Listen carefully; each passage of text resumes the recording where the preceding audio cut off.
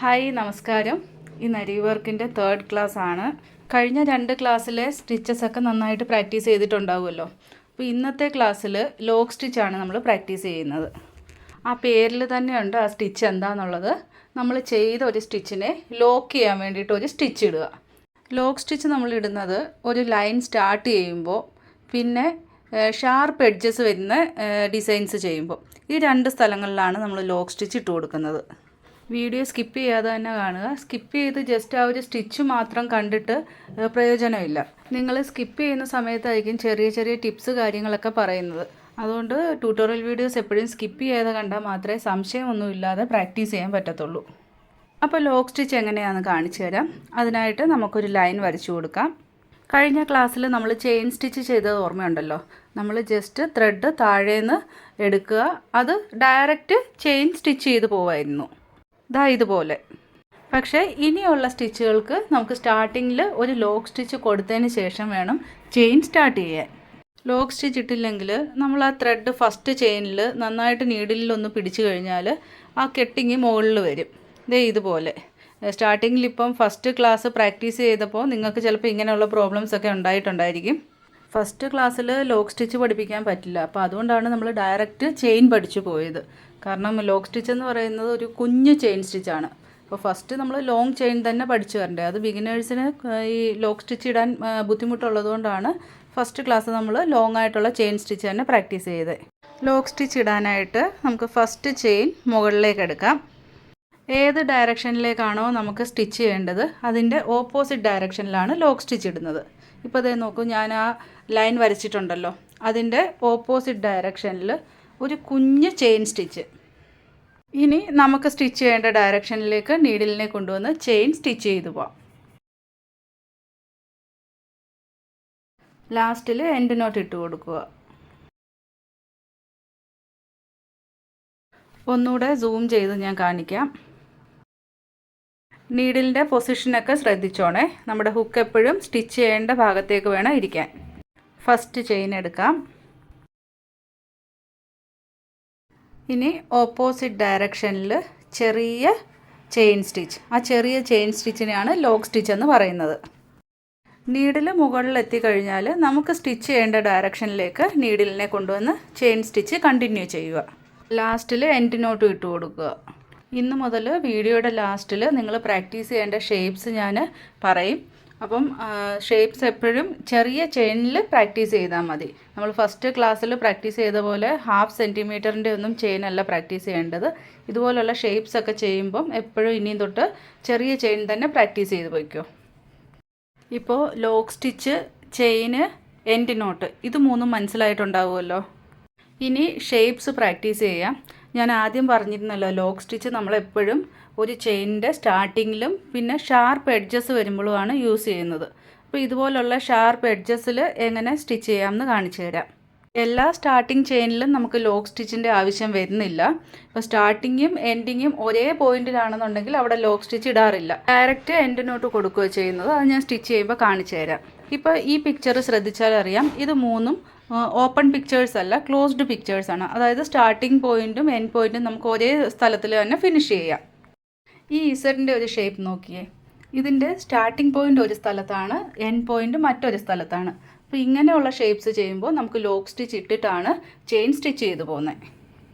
ഈ square shape ചെയ്യാം. അപ്പോൾ ഇതിൻ്റെ മിഡിലിൽ നിന്നാണ് ഞാൻ സ്റ്റാർട്ട് ചെയ്യുന്നത്. അപ്പോൾ ആ 4 കോർണർ വരുന്നത് കാണിക്കാമല്ലോ. ഇവിടെ ലോക്ക് സ്റ്റിച്ച് ഇടുന്നില്ല, ഡയറക്റ്റ് സ്റ്റിച്ച് ചെയ്ത് പോവാണ്. കാരണം നമുക്ക് എൻഡ് നോട്ട് അവിടെ കൊടുക്കാൻ പറ്റും. അപ്പോൾ അതുകൊണ്ടാണ് ലോക്ക് സ്റ്റിച്ച് ഇടാതെ ഡയറക്റ്റ് സ്റ്റിച്ച് ചെയ്ത് പോകുന്നത്.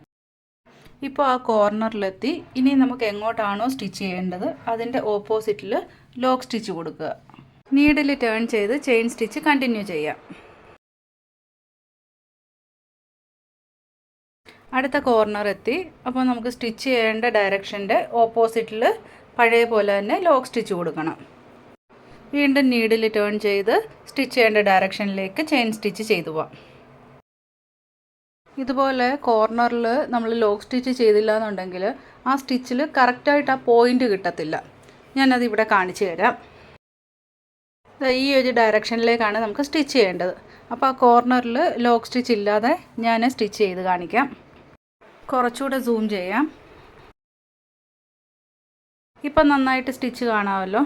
കോർണറിൽ നമ്മൾ ആ ഡ്രോ ചെയ്തിരിക്കുന്നിടത്ത് ലാസ്റ്റ് ചെയിൻ ഇട്ടു. ഇനി ഓപ്പോസിറ്റ് ഡയറക്ഷനിൽ ലോക്ക് സ്റ്റിച്ച് ഇടാതെ ഡയറക്റ്റ് ഞാൻ ചെയിൻ കൊടുക്കുവാണ്. ഇപ്പോൾ അവിടെ നോക്കിയാൽ കാണാം, നമ്മൾ താഴെ മറ്റ് 2 സ്ഥലത്ത് ചെയ്ത പോലെ പോയിൻ്റ് വന്നിട്ടില്ല. ലാസ്റ്റ് ചെയിൻ ലൂസായിട്ടാണ് ഇരിക്കുന്നത്. മാത്രമല്ല നമ്മൾ സ്റ്റിച്ച് ചെയ്ത് കഴിയുമ്പോഴത്തേക്ക് അവിടെ ഒരു കർവ് ഷേപ്പായിരിക്കും ഫോം ചെയ്യുന്നത്. അപ്പോൾ ഇതുകൊണ്ടാണ് ഈ ഷാർപ്പ് എഡ്ജസിൽ നമ്മൾ ലോക്ക് സ്റ്റിച്ച് കൊടുക്കുന്നത്. ഇപ്പോൾ ലോക്ക് സ്റ്റിച്ച് ചെയ്തതിന് ശേഷം ആ കോർണർ കണ്ടോ, ഇപ്പോൾ കറക്റ്റായിട്ട് ആ പോയിൻ്റ് വന്നില്ലേ. ഇനി സ്റ്റാർട്ടിങ്ങിൽ ഞാൻ ലോക്ക് സ്റ്റിച്ച് എന്താ ഇടാഞ്ഞെന്ന് പറയാം.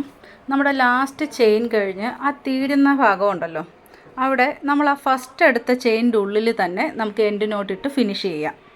ഇവിടെ ശ്രദ്ധിക്കേണ്ട ഒരു കാര്യം, നമ്മളിപ്പോൾ ഈ 4 സൈഡും സ്റ്റിച്ച് ചെയ്തു.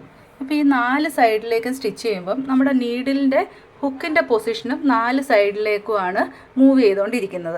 ഓരോ സൈഡിലേക്ക് സ്റ്റിച്ച് ചെയ്യുമ്പോഴും നമ്മൾ സ്റ്റാൻഡിൻ്റെ പൊസിഷൻ ചേഞ്ച് ചെയ്യാൻ പാടില്ല, ഫ്രെയിമിൻ്റെ പൊസിഷൻ ചേഞ്ച് ചെയ്യാൻ പാടില്ല, നമ്മളുടെ പൊസിഷനും ചേഞ്ച് ചെയ്യാൻ പാടില്ല. നീഡിലിൻ്റെ ഹുക്കിൻ്റെ പൊസിഷൻ മാത്രമാണ് നമ്മൾ ചേഞ്ച് ചെയ്യുന്നത്. അപ്പോൾ ഈ ഒരു മെത്തേഡിൽ നമ്മൾ ലോക്ക് സ്റ്റിച്ച് പഠിച്ചല്ലോ. ഇനിയും ലോക്ക് സ്റ്റിച്ച് ഒരു മെത്തേഡും കൂടി ഉണ്ട്. അതും കൂടി ഞാൻ ഈ സ്ക്വയറിൽ തന്നെ ചെയ്ത് കാണിക്കാം. ഈ ഒരു സ്ക്വയറിൻ്റെ വെളിയിലൂടെ തന്നെ ഞാൻ ഡ്രോ ചെയ്തിട്ട് സ്റ്റിച്ച് ചെയ്ത് കാണിക്കാം. പഴയ പോലെ തന്നെ സ്റ്റാർട്ട് ചെയ്യുക. ആ കോർണർ വരെ ചെയിൻ സ്റ്റിച്ച് ചെയ്തുകൊണ്ട് വരണം. ഇവിടെ നമ്മൾ ഓപ്പോസിറ്റ് ഡയറക്ഷനിൽ ലോക്ക് ഇടുന്നില്ല. അതിന് പകരം നമുക്ക് ഏത് ഡയറക്ഷനിലേക്കാണോ പോകേണ്ടത് അവിടെ ഒരു ചെറിയ ചെയിൻ സ്റ്റിച്ചാണ് ഇട്ട് കൊടുക്കുന്നത്. ദാ ഇതുപോലെ. ഇനി വീണ്ടും ആ ഡയറക്ഷനിലേക്ക് തന്നെ ചെയിൻ സ്റ്റിച്ച് കണ്ടിന്യൂ ചെയ്തുകൊണ്ട് പോകാം.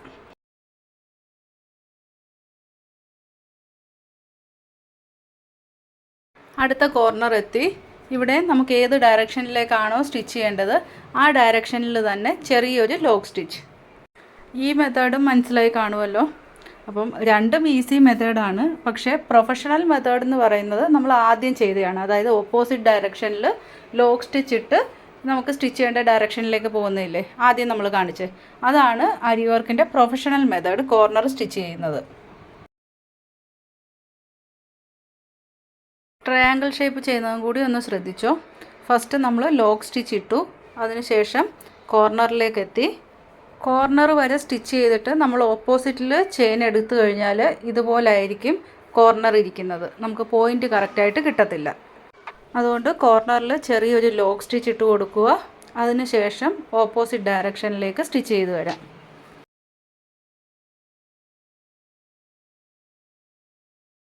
ഇവിടെ ഞാൻ സെക്കൻഡ് മെത്തേഡിൽ ലോക്ക് സ്റ്റിച്ച് ഇടാം.